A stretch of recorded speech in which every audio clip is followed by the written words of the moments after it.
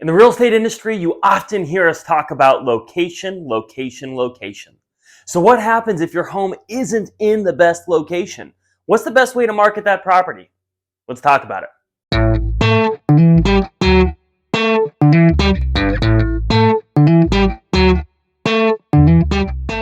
All right, so I was just having this conversation with a client yesterday, and I want to share it with you in case maybe it can help. Now, this client's house is unfortunately in a zip code that has a bit of a bad reputation.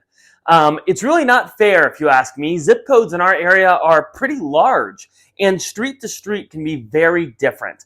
But regardless, we're faced with that as our challenge as we get ready to sell their home.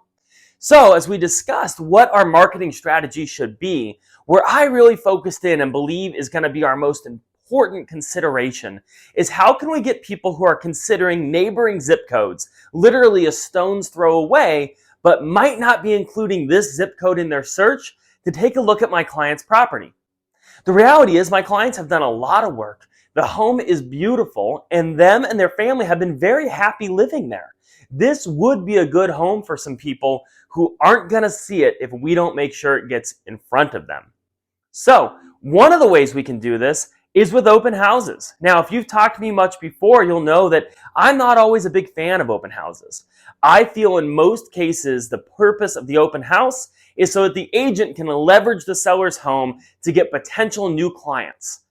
In many cases, it really doesn't help sell the house. So if it's an inconvenience at all to the seller, then I don't think it should happen.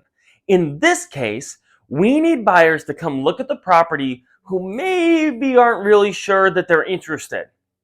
If someone's not really interested in an area, they're not very likely to go to the trouble to book an appointment to see that home, and especially if it's occupied, and maybe they don't want to waste their realtor's time. But if we can draw them in with an open house that's really no strings attached, just stop by and see, and the photos online look great, maybe they'll give us a chance. Back to photos online, that's where social media really comes in as well.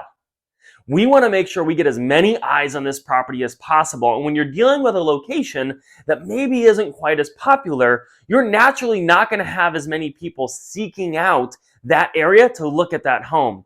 That means we can't just rely on posting the home for sale online and expecting a ton of people to see it. We need to get it in front of people who we believe may be interested, even if they don't know it yet. So, keep in mind, you want to consider everything about a property when you're putting together your marketing strategy. What is going to sell it and what's going to be your weak point? Maximize those strong points, address the weak points, and make sure you get as many eyes on your property as possible.